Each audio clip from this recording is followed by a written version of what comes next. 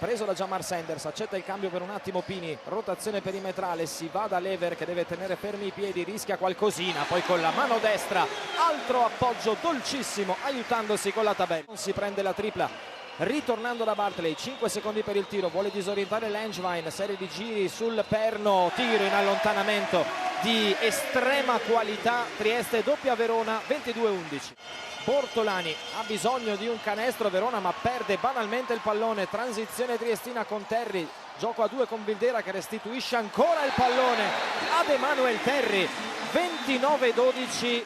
Nel non fargli eseguire il suo gioco, lì c'è poca tattica, poca tecnica, bisogna andare un po' giù di corpo, di fisico, di grinta. Mentre Johnson inventa un canestro.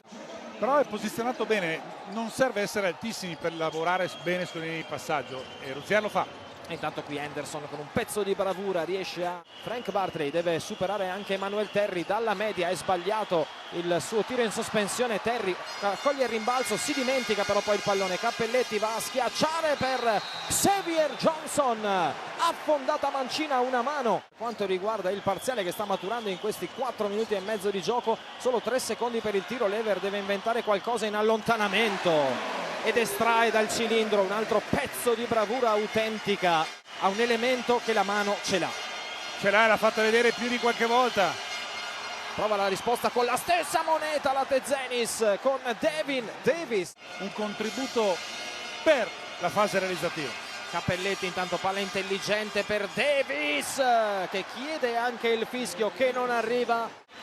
Si è saltato 4 metri da terra. Rozier dentro per Terry per dare un segnale al pubblico di Trieste, per dare un segnale a tutta la squadra. Hanno preso Malta e Cazzuola e hanno iniziato a spadellare a destra e a sinistra mentre Bossi con una tripla.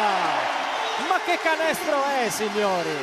2,50 da giocare, partita da cuori forti, finale per cuori ancora più forti. Stefano Bossi si alza ancora da 3 e in fiducia Stefano Bossi, ancora una tripla siderale di Stefano Bossi. Largo per Campogrande che attacca Henderson, riesce ad averla meglio, Campogrande sbaglia, Terry, quanto è andato su Emanuel Terry. Casa di Trieste, Cappelletti e ora i fischi assordanti dei 6.000 erotti del Dom. Cappelletti zittisce subito il pubblico di casa. Casarin ora in angolo da Justin Simon che deve buttarla là dall'angolo, va a sbagliare. Trieste conquista una vittoria non importante.